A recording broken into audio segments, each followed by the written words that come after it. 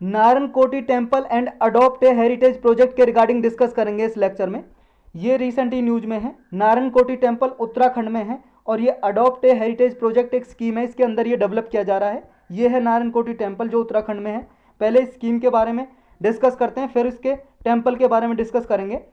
जो adopt a heritage project है 2017 में 27 सितंबर को लॉन्च की गई थी, क्योंकि 27 सितंबर को हर साल वर्ल्ड टूरिज्म डे, विश्व पर्यटक दिवस मनाया जाता है। और यह ministry of tourism, ministry of culture, ASI archaeological survey of India जो मिनिस्ट्री ऑफ कल्चर के अंडर ही काम करती है, जो 1861 में बनाई गई थी ये संस्था। अलेक्जेंडर कनिंघम इसके पहले डायरेक्टर जनरल थे, उसने बनाई थी ये ऑर्गेनाइजेशन जो दिल्ली में है। और स्टेट गवर्नमेंट और यूटी की गवर्नमेंट के साथ मिलकर ये स्कीम चलाई जाती है, इंप्लीमेंट की जाती है।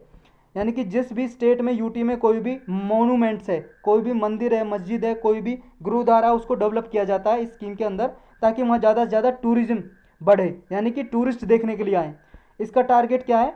टूरिज्म एमिनिटीज़ को प्रोवाइड करना है कि मंदिर के आसपास, गुरुद्वारे के आसपास या चर्च या मस्जिद के आसपास वहाँ पे टूरिस्ट फैसिलिटी प्रोवाइड करना, ताकि लोग वहाँ पे ज़्यादा घूमने के लिए आएँ।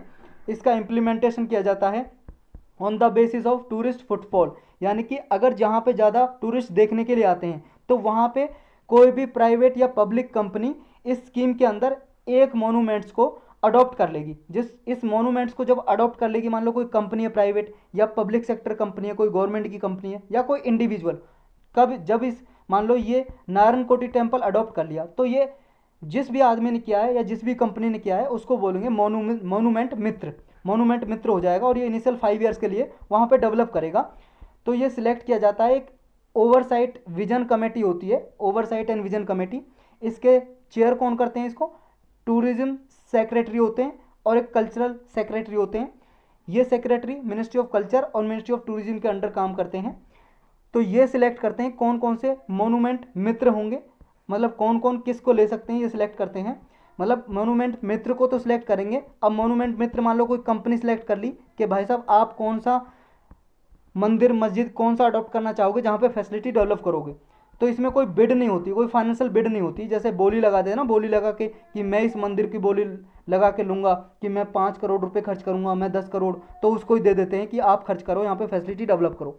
अब आपके मन में आ रहा होगा कि जो कंपनी वगैरह है, इंडिविजुअल इस पर पैसे खर्च कर रहे हैं, टूरिज्म सेक्टर, मतलब टूरिज्म सेक्टर के लिए एक तरह से बढ़ावा दे रहे हैं, टूरिस्ट फैसिलिटी बनाएंगे, यहाँ पे फैसिलिटी देंगे, पानी की फैसिलिटी और कोई और फैसिलिटी, तो ये क्यों कर रहे हैं? इनका क्या फ़ायदा है? इनका फ़ायदा ये है, मान लो भाई साहब जो कोई कंपनी है, कॉरपोरेट सोशल रिस्पॉन्सिबिलिटी एक स्कीम है। ये क्या है?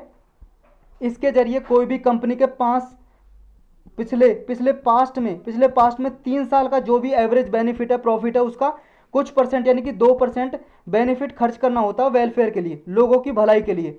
तो उसमें से क्या है, उस पैसे को वो किस में खर्च कर सकते हैं? ये टूरिज्म सेक्टर के लिए, मोनूमेंट को डेवलप करने के लिए। तो ये इनका फ़ायदा है, अपनी CSR को ये यहाँ पे खर्च कर सकते हैं।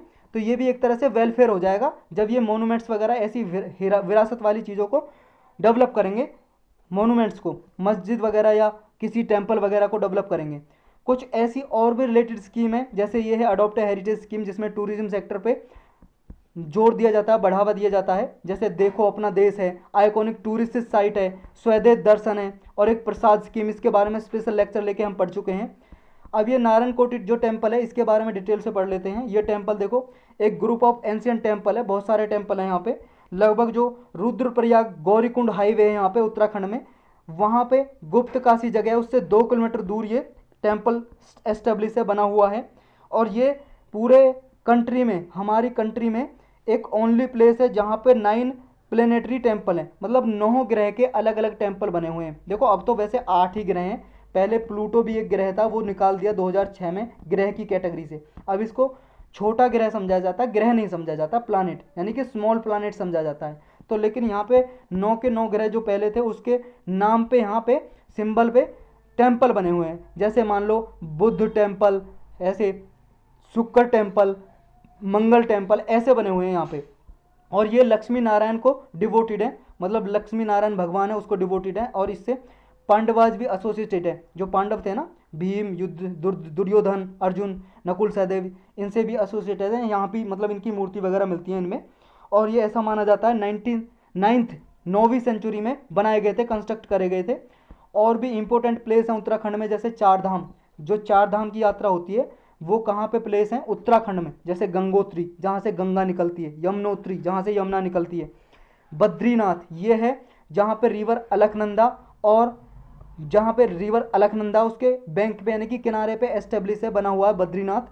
बद्रीनाथ का टेम्पल जो लॉर्ड विष्णु के लिए डेडिकेटेड है, मतलब भगवान विष्णु की मूर्ति है, भगवान विष्णु का टेम्पल है ये। और केदारनाथ है, ये भगवान शिव का टेम्पल है। और इन चारों को मिला के बोलते हैं चार धाम, और चार धाम की यात्रा की जाती है यहाँ पे।